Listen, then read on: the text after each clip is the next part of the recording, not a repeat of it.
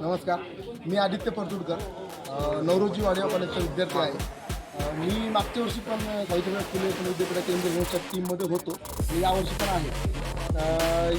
परत ह्या वर्षी येण्याचं कारण म्हणजे ही प्रोसेसच एवढी एक कलाकाराला समृद्ध करणारी असते ना, की इथं जे शिकायला मिळतं विद्यार्थीच्या मंडळाच्या अंडर किंवा पुणे विद्यापीठामध्ये या इंद्रधनुष्य स्पर्धेसाठी, ते आम्हाला कलाकारांना बाहेर पैसे देऊन पण ते शिकायला भेटत नाही. मी थिएटरचा माणूस आहे. मी एकांकिका स्क्रिप्ट हे कलाप्रकार करतो. गेल्या वर्षी पण तेच केलं होतं, ह्यावर्षी पण त्या दोन्हीमध्ये. ह्यावर्षी आमचं जे प्रहसन आहे स्क्रिप्ट, त्याचं नाव आहे आपण आपलं मूळ विसरतो. मुद्दा असा आहे की आजचा देश महाराष्ट्र हा भरकटत चालला आहे.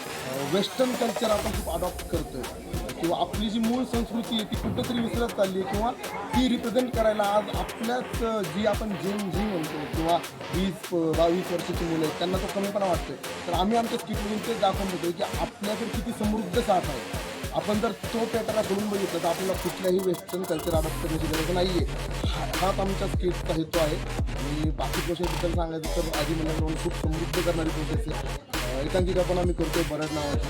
स्किट आमचं स्वामीराज दादा भिसे यांनी बसवलं होतं. आय थिंक डायरेक्शन त्यांचं ते आणि एकांकिका सुद्धा ज्ञानपीठ यांनी बसवली. होप सो गेल्या वर्षी पण आम्ही बरेच बक्षीस घेऊन आलो. ह्या वर्षी तर आमचा मानस आहे की आम्ही विजेतेपदच घेऊन आहे इंद्रधनुष्याचा आणि आम्ही ते नक्की करणार. नमस्कार.